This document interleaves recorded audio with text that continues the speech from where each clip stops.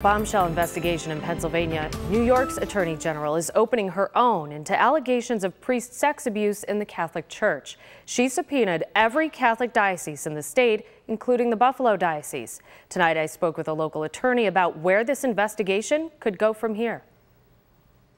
There are a lot of survivors out there, a lot of victims who are to this day being victimized. You're not alone.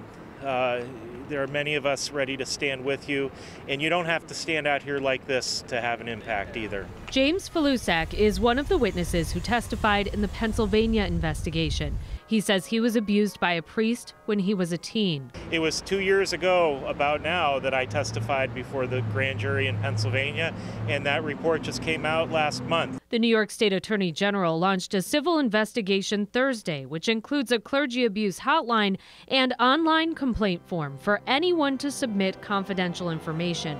That's on top of the AG issuing a subpoena to each diocese in New York.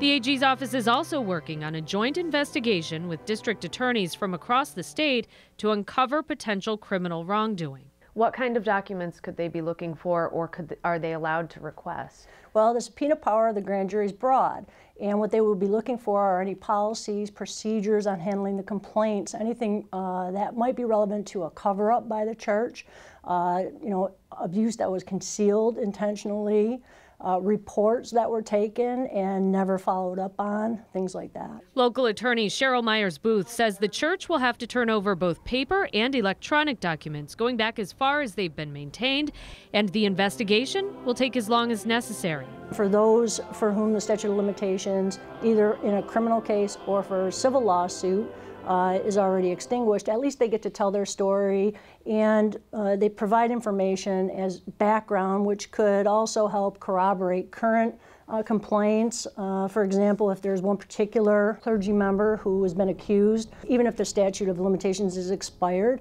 those other complaints may be helpful. A spokesperson for the Buffalo Diocese told us in a written statement the diocese will, quote, cooperate with any investigation initiated by the New York State Attorney General or District Attorney.